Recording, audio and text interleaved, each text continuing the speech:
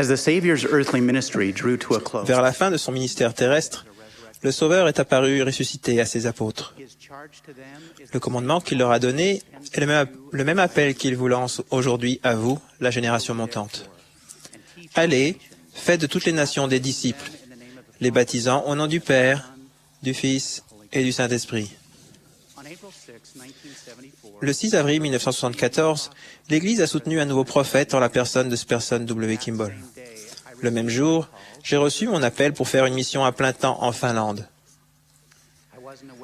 À l'époque, je ne savais pas que le président Kimball venait de donner un discours historique aux autorités générales et aux représentants régionaux de l'Église cette semaine-là. J'ai appris plus tard que dans ce discours, le président Kimball avait exposé sa vision prophétique de la manière dont nous, l'Église, allions accomplir le commandement du Sauveur de faire de toutes les nations des disciples. Dans son discours, le président Kimball avait invité tous les membres de l'Église à allonger la foulée et à élargir leur vision. Il a demandé à tous les jeunes hommes dignes de se préparer à faire une mission à plein temps honorable. Il a encouragé les membres de tous les pays à se préparer à fournir leurs propres missionnaires et il a appelé des hommes capables à aider les 12 apôtres à se déployer dans le monde et à ouvrir les portes de chaque nation. Le président Kimball a également dit dans son discours de 1974 qu'il y avait 3 300 000 membres de l'Église et 18 600 missionnaires à plein temps et 633 pieux. Il nous a demandé de faire mieux, de changer notre vision et de viser plus haut. En réponse à cela, nous, les membres de l'Église, avons commencé à prier régulièrement dans nos familles, dans les réunions de Sainte Seine et dans nos conférences de pieux, pour que le cœur des dirigeants des nations s'adoucisse et que les portes s'ouvrent à nos missionnaires. Les membres ont commencé à voir plus clairement leur responsabilité de proclamer l'Évangile. Nos jeunes gens ont répondu à l'appel et une grande armée de missionnaires s'est rassemblée. Nous avons vu la vision du président Kimball commencer à s'accomplir. Pendant que je faisais ma mission en Finlande, j'ai appris que sœur Mahoney, la femme du président de mission, était native de Finlande. Elle avait grandi dans la partie est de la Finlande, dans une ville qui s'appelait Viipuri. Lorsque la guerre a commencé à ravager la Finlande et d'autres pays durant la Seconde Guerre mondiale, sa famille et elle sont partis de chez eux, à Viipuri, et a été intégrée à l'Union soviétique et renommée Vyborg. Lors de nos conférences de zone, sœur Mahoney nous parlait des paroles qui étaient restées à Viipuri et de son désir que l'Évangile leur soit apporté. Après l'invitation du président Kimball, nous nous sommes rassemblés en prière pour que le cœur des dirigeants de ce pays s'adoucisse, afin que l'Évangile soit prêché en Union soviétique. Nous allions jusqu'à la frontière entre la Finlande et l'Union soviétique, et nous voyions les miradors et les clôtures, et nous demandions qui seraient ces jeunes gens et jeunes filles courageux, et quand ils franchiraient cette frontière pour apporter l'Évangile au peuple russe. Je dois admettre qu'à l'époque, cela nous semblait impossible. Il y a 3 ans, notre fils Eric a reçu son appel pour la mission de Saint-Pétersbourg, en Russie. Dans la première lettre qu'il nous a envoyée, il a écrit en substance « Chère maman et papa, j'ai été affecté à ma première ville en Russie. Papa, tu en as peut-être déjà entendu parler. Elle s'appelle Vyborg. Mais avant, c'était une ville finlandaise qui s'appelait Viipuri. J'ai eu les larmes aux yeux lorsque j'ai compris qu'Eric se trouvait dans la ville même pour laquelle nous avions prié 32 ans plus tôt. Il a trouvé une église et une branche de Saint-Fidèle. Il vivait et œuvrait dans un lieu où il m'avait semblé impossible d'entrer lorsque j'étais jeune. Je ne m'étais pas rendu compte il y a tant d'années, lorsque nous prions pour que les frontières s'ouvrent et que les missionnaires y aillent, que je priais pour notre fils. Chose plus importante encore pour vous, la génération montante, notre fils Eric ne se rendait pas compte que ses collègues et lui était la réponse aux prières faites par des milliers de saints fidèles bien des années auparavant.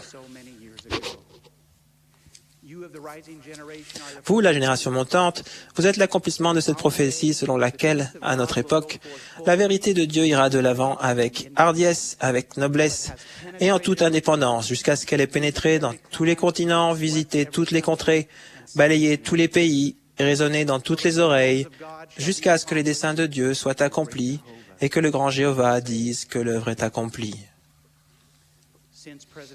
Depuis l'instruction prophétique du président Kimball d'il y a 35 ans, le nombre des membres de l'Église est passé à 13 millions et demi. Il y a maintenant 52 000 missionnaires et plus de 2800 pieux de sillon. Qui sont les ouvriers de la vigne qui ont aidé à réaliser cette œuvre merveilleuse et ce prodige? Ce sont certainement les prophètes et les apôtres qui sont assis devant nous aujourd'hui. Ce sont aussi les merveilleux présidents de pieux et évêques qui ont travaillé si fidèlement. Mais ce sont aussi vos parents, les mères et les pères, les tantes et les oncles, et les frères et sœurs qui sont assis à côté de vous. Vous, la génération montante d'aujourd'hui. Cependant, le fait le plus important est que dans nos efforts pour apporter l'Évangile à toutes les nations, nous avons juste commencé à effleurer la surface. Ainsi donc, le flambeau passe maintenant à une nouvelle génération. Par son prophète d'aujourd'hui, le président Monson, le Sauveur a réitéré cette invitation lorsqu'il a déclaré « Notre mot d'ordre a été lancé par notre Seigneur et Sauveur, qui se tient à la tête de la grande armée de missionnaires du monde entier. » Après sa résurrection, il est apparu à ses 11 disciples. Il aurait pu choisir de leur donner n'importe quel conseil, n'importe quelle déclaration, n'importe quel avertissement. Mais qu'a-t-il dit? C'est rapporté dans Matthieu 28, 18-20. Il a dit ce qui suit. « Allez, faites de toutes les nations des disciples, les baptisant au nom du Père, du Fils et du Saint-Esprit. Enseignez-leur à observer tout ce que je vous ai prescrit, et voici, je suis avec vous tous les jours jusqu'à la fin du monde. » Le président Monson poursuit. Quelle promesse! Si nous acceptons cet appel sacré, cette autorité qui nous lie, je suis avec vous toujours, tous les jours jusqu'à la fin du monde, je ne peux imaginer de promesse plus grande. Fin de citation.